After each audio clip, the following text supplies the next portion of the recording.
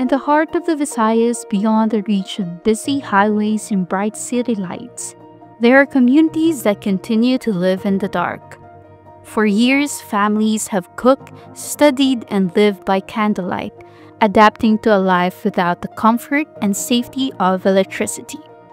Not because they chose to, but because they simply couldn't afford the cost of getting connected. But today, we take a step towards brighter homes with Visayan Electric, where power isn't just about poles and wires, but about people.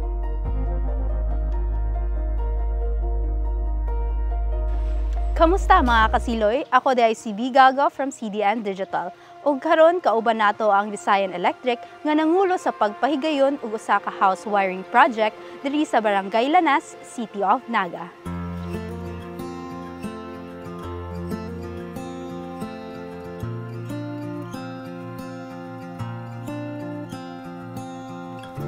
Visayan Electric, the second largest electric utility in the Philippines, has been powering cities like Cebu, Mandaue, and Talisay for over a century. Founded in 1905, it has helped light up homes across the region from bustling cities to far-flung villages. Ug karon ubos sa ER1-94 program, mas gipalapad ug gipangusog sa Visayan Electric nga moamuma sa mga lagyong lugar ug mas siguro nga there will be no communities left behind. ER1-94 is a project of DOE. Its aim is to energize indigent households in rural barangays. Based on our survey, we identified 1,925 households here in the city of Naga. Here in Barangay Lanas will be the first phase of the house wiring project. Ang kaning programa includes the installation of wires, poles, wiring inside the house, metering setup, ug electrical permit. Ang recipients ani is, first and foremost, lights and poles are considered free. Wiring inside the house will be free. Metering setup will be free, and also the electrical permit will also be free. With the ER1-94 program, the first steps needed before power can even reach a home are now covered for free. Tuod, dili ra bag-o para sa Visayan Electric ang pagtukod og puste ug magsumpay sa mga wiring.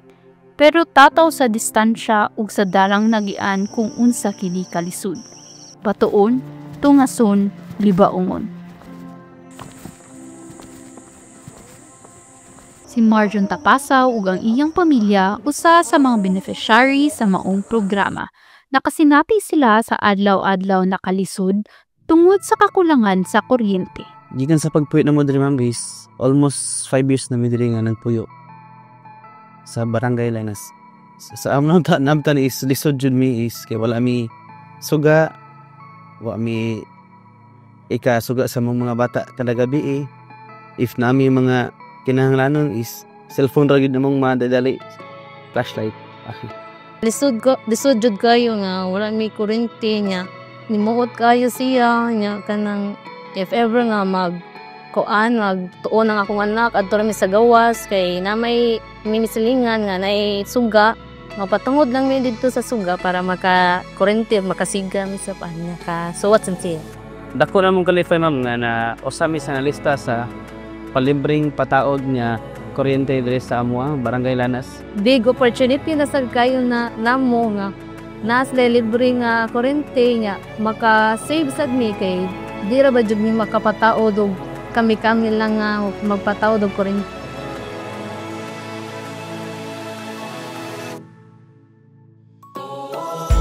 Kanang nanatay suga, dali ra ta maka access kay pait man sa kung ngit-ngit ra sad ta. Even sa kuan sa mga children, their education. So nindot man jud kayo nga magtuon nga naa say kahayag. Beyond its wires and meters, electrification means providing the people with basic human necessities.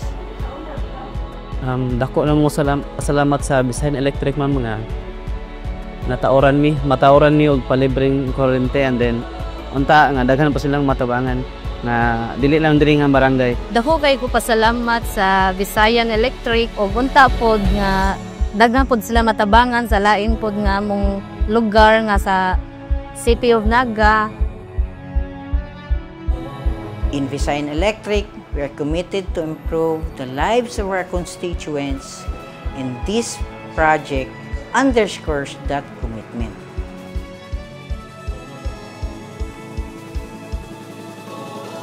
Gamay man dako, matag koneksyon importante. Ang paghatod og kahayag sa usa ka panimalay, usa ka dakong lakang para sa mas luwas ug mas malinawon nga komunidad. Pinaagi sa Visayan Electric sa programang ER1-94 ang unang siga sa usa ka palay dili lang kuryente, kundi simbolisad sa paglaom. Layo pa pero padayon ta. Para sa katawhan, para sa kahayag. This has been B. Gago from CDN Digital. Hantod sa sunod mga kasiloy,